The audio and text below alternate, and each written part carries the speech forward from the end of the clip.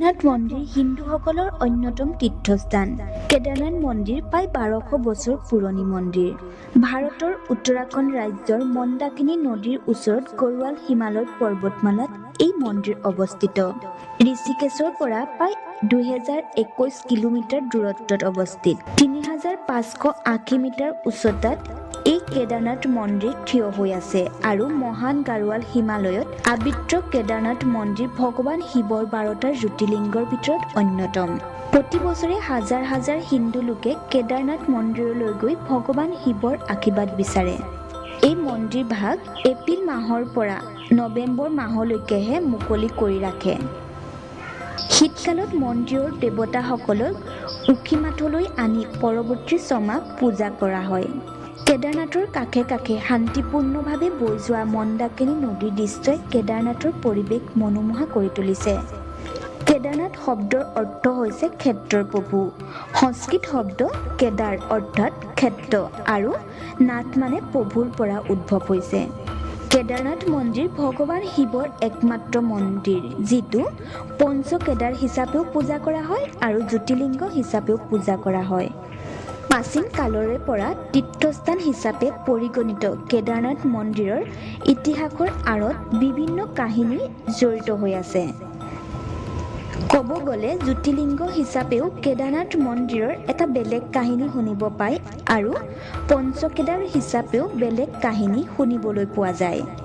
বন্ধু বান্ধৱীসকল, আপোনালোকৰ এই দুয়োটা কাহিনীয়ে জানিব মন গৈছে নহয়নে? কেদাৰনাথক জ্যোতিৰ্লিংগ হিচাপে প্ৰতিষ্ঠা হোৱাৰ কাহিনী মহাভাৰত যুগৰ তুলনাত পুৰণি বুলি বিশ্বাস কৰা হয়।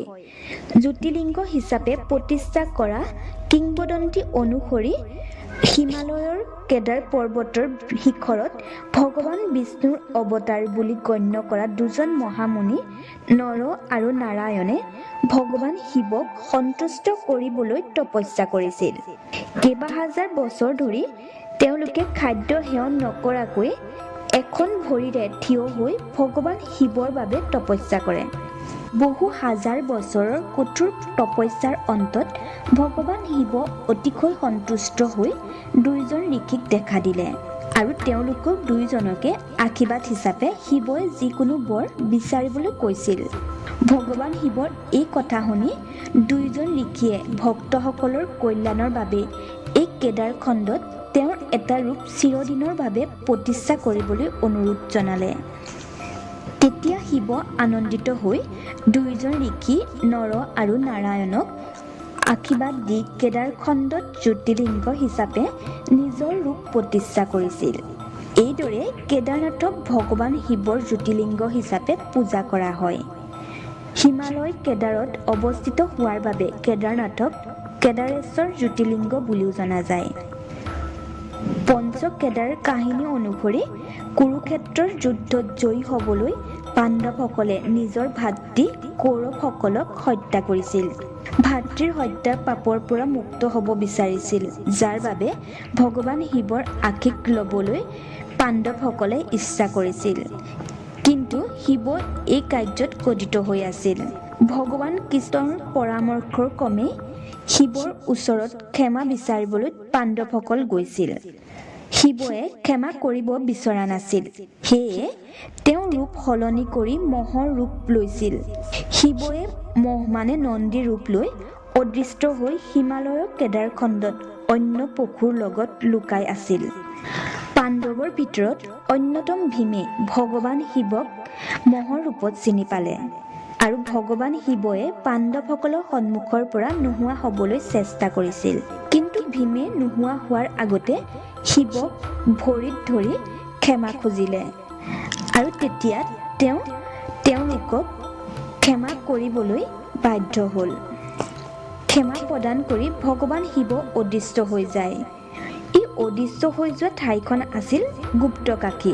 ইয়াৰ পৰা অন্তৰ্ধান হোৱাৰ পাছত মহাদেৱ 5টা বিভিন্ন স্থানত 5টা বিভিন্ন ৰূপ লৈ আবিৰ্ভাৱ হৈছিল। বৰপী মহৰ যি যি অংশ যি যি স্থানত পৰিছিল, যেনেকৈ কেদাৰনাথত কোচ বা পিঠি, মধ্য মহেশ্বৰত পেট বা নাভি, ৰুদ্ৰনাথত মুখ, তুংনাথত বাহু আৰু শেষত কল্পেশ্বৰত চুলি আৰু এই 5 স্থান কেদাৰ নামে জনা যায়। এইদৰে ভগৱান শিৱৰ শৰীৰৰ 5টা অংশ বিশেষক পঞ্চকেদাৰ হিচাপে পূজা কৰে। এনেদৰে পঞ্চকেদাৰ অৰ্থাৎ কেদাৰনাথ মন্দিৰ প্ৰতিষ্ঠা হৈছিল। কিছু সংখ্যকৰ মতে আদিগুৰু শংকৰাচাৰ্যৰ মৃত্যুৰ সৈতে সংযুক্ত কৰে, অৰ্থাৎ এই ঠাইত ভগৱান শিৱৰ মৃত্যু হৈছিল বুলি কোৱা হয়। এই মন্দিৰৰ লগত বহুতো ইতিহাস জড়িত হৈ আছে। নিৰ্মাণৰ ক্ষেত্ৰত ইতিহাসবিদসকলৰ মাজত আজিও পাৰ্থক্য দেখা যায়। মূল কেদাৰনাথ মন্দিৰ কোনে নিৰ্মাণ কৰিছিল সেয়া নিশ্চিত হোৱা নাই। মধ্যপ্ৰদেশৰ সংগ্ৰহালয়ত ৰখা প্ৰাচীন গ্ৰন্থৰ মতে এই মন্দিৰ প্ৰায় 1074 চনৰ পৰা 1099 চনলৈ নিৰ্মাণ কৰা হৈছিল। এই পুৰণি মন্দিৰটো 400 বছৰ ধৰি বৰফৰ তলত আছিল আৰু মন্দিৰটোৰ একো ক্ষতি নহ'ল বুলি ভূতত্ত্ববিদসকলে ক'ব বিচাৰে। এতিয়াও শীতকালত মন্দিৰ ভাগ বৰফত জমা হয়, যাৰ বাবে মন্দিৰৰ দৰ্শন বন্ধ ৰাখে। কেদাৰনাথ মন্দিৰত হিন্দু পৌৰাণিক কাহিনীৰ অন্যান্য দেৱতাৰ মূৰ্তিৰে সজাই তোলা হৈছে। মন্দিৰৰ বাহিৰত এটা নন্দী মহৰ প্ৰতিমূৰ্তি আছে। ইয়াৰ শিৱলিংগ ত্ৰিকোণীয়া অৰ্থাৎ শংখ আকৃতিৰ। বাকী শিৱলিংগতকৈ ইয়াৰ শিৱলিংগ ভাগ বেলেগ। মোৰ যদি ভিডিঅ'টো আপোনালোকৰ ভাল লাগিলে তেন্তে লাইক, শ্বেয়াৰ আৰু ছাবস্ক্ৰাইব কৰি দিবলৈ নাপাহৰিব। ধন্যবাদ।